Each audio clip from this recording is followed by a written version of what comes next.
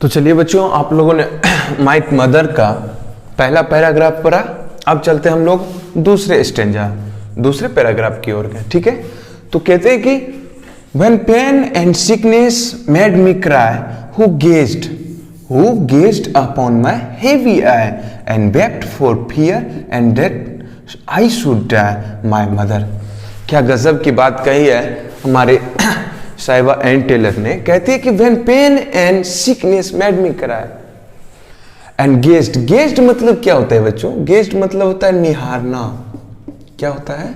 निहारना या ताकना होता है। अपने भाषा में जो कहते हैं ताकना कहते हैं। और वेप्ट मतलब होता है रोना, वेप्ट। ठीक है, फियर मतलब डर होता है, इसमें तो कोई बड़ी बात नहीं है। चलिए, कहते हैं कि when pain and sickness made me cry, कहता है कि जब मैं दर्द और कमजोर के कारण रोया, तो who gazed upon my heavy eye, तो मेरी आंखों में जो आंसू थे उसको कौन निहारता था, कौन देखता था? अब मेरी इस दर्द को किसने देखा? and wept for fear, और हमारे उस रोने की प्रक्रिया को जो देखती है माँ, कोई भी माँ, कहते कि and wept for fear, और वो डर से रोती थी कि कहीं मैं मर ना जाऊं। कितनी बड़ी बात कही हमारी एन टेलर ने इस दूसरे पैराग्राफ में। कहते कि when pain and sickness, कहते कि कोई भी दर्द या बीमारी के कारण जब मैं रोया तो कौन मेरे इस नम आंखों को देखते रहते थे और डरती थी कि कहीं मैं मर ना जाऊं। डाई मतलब मरना होता है। चलिए, ये तो बात हल्की थी, कोई बात नहीं।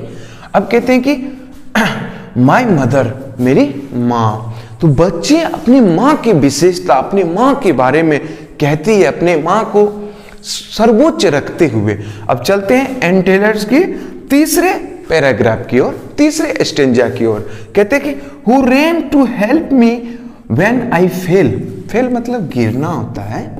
ठीक है ना, फेल मतलब गिरना होता है, कोई बात नहीं, आराम से। who ran to help when I fell and would some pretty, प्रीति मतलब होता है सुंदर। ठीक है ना, सुंदर, प्रीति मतलब सुंदर। प्रीति story tell or kiss the place to make it well, my mother. क्या गजब की बात है। देखो बच्चों, ध्यान देंगे, बड़ा मजा आएगा। Who ran to help me, ठीक है ना। हु रेन कहता है कि जब मैं गिर गया, मैं कहीं गिर जाता हूं तो कौन मेरे पास दौड़े दौड़े चली आती है और सुंदर सुंदर कहानियां सुना के मन बहला देती है। और कहते कि जब जिस जगह पे चोट लगी रहती है उस जगह को चूमती है कि मेरा दर्द ठीक हो जाता है।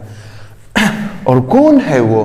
कहते हैं कि मेरी माँ। हु रेन टू हेल्प, मैं पुनः आप बता देना चाहूंगा, कहते हैं who ran to help me when I fell, कि जब मैं गिरता हूं तो कौन मेरे पास दौड़े दौड़े चले आती है और हमें सुंदर सुंदर कहानियां सुना के मेरा मन बहला देती है। और कहती है कि जिस जगह पे चोट लगा रहता है वहां पे क्या करता है, किस कर लेती है ताकि मेरा जगह दर्द ठीक हो जाता है और ठीक भी हो जाता है। वो कौन है? तो बच्चे कहते हैं मेरी माँ। इस प्रकार अब चलिए हम लोग चौथे पैराग्राफ की ओर चलेंगे।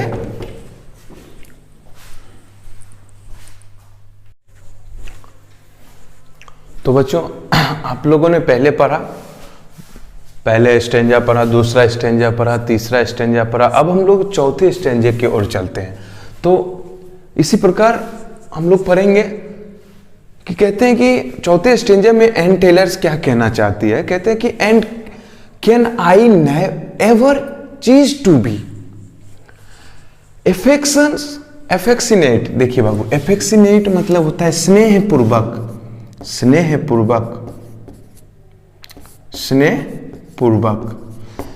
स्नेहपूर्वक and kind to thee who was so very kind to me.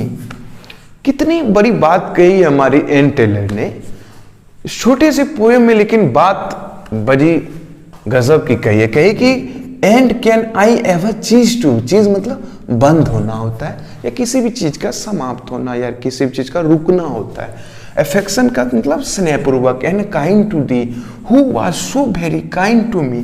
कहता है कि आपने हमारे जीवन में इतना प्रेम किया, इतने हमारे प्रति सभी चीजों को माफ करते हुए, सभी क्रियाकलापों को, बच्चों को, कोई भी बच्चे आपने ध्यान दिए होगी, आप भी बच्चे हैं, आपने भी कभी देखी होंगे कि आप कई प्रकार की गलतियां कर बैठते हैं, लेकिन माँ की नजर में आप फिर भी खुश रहते हैं, सोचते हैं कि माँ क्षमा कर देगी।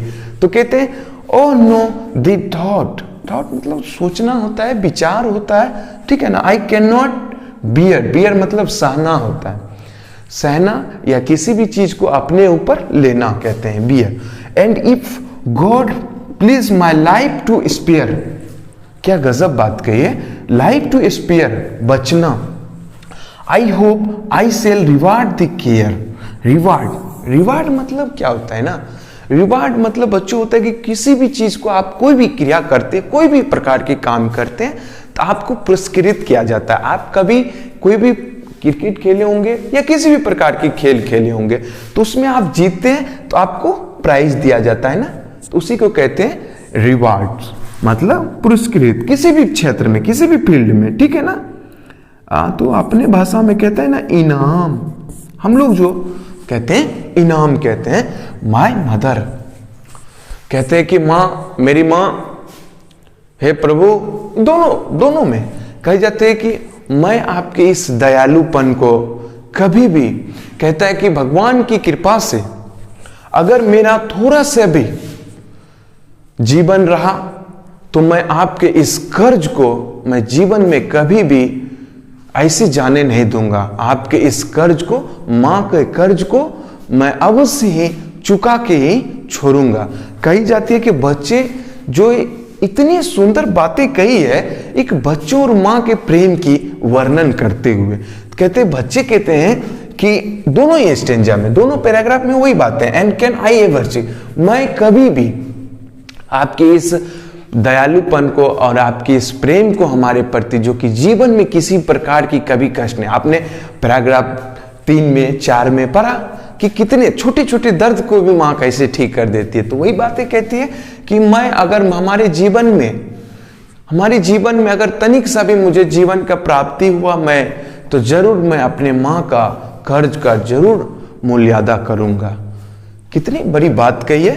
तो अंत में कहती है कि माय मदर। अब चलते हैं हम लोग छठे स्टेंजा की ओर, छठे पैराग्राफ की ओर। काफी इंटरेस्टिंग चैप्टर है, काफी इंटरेस्टिंग, मजा आएगा। और देखते हैं कि छठे स्टेंजा में क्या कहते हैं एन टेलर।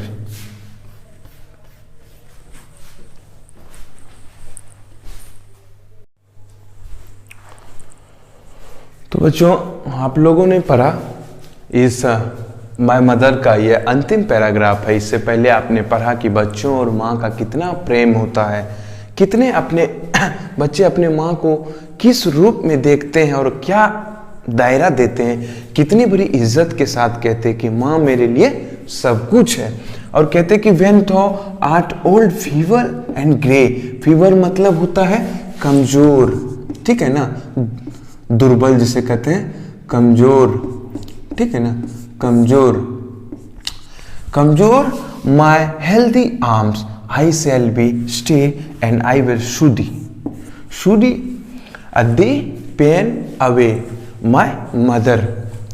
देखो बच्चों, कितने अच्छे से अच्छे शब्दों का प्रयोग करते हुए एन टेलर ने कही है कि माँ, जब तुम बूढ़ी हो जाओगे, तुम्हारे बाल भूरे पड़ जाएंगे, तुम्हारी स्किन, चमड़ी झुरझुरी पड़ जाएंगे, तो उस समय में अपने आप को कमजोर नहीं होना है, क्योंकि मैं आपके लिए मेरा बाजू, आर्म, देखिए हेल्दी आर्म, आपके लिए हमारा यह ताकतवर बाजू आपकी हर एक सेवा के लिए, आपका जहां तक हो सकता है आपका कर्ज चुकाने के लिए तत्पर है।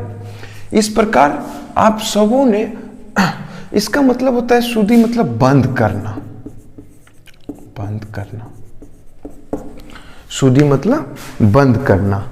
तो आपने देखा किस प्रकार कितनी सुंदरता भरी पढ़ा, अच्छा भी लगा होगा। आई होप आप सबको बड़ा आनंद आया होगा, मजा आया होगा। आशा करता हूं कि ध्यानपूर्वक सुने होंगे और इसी प्रकार के बिहार बोर्ड के और भी वीडियो देखने के लिए चलता हूं। जय हिंद।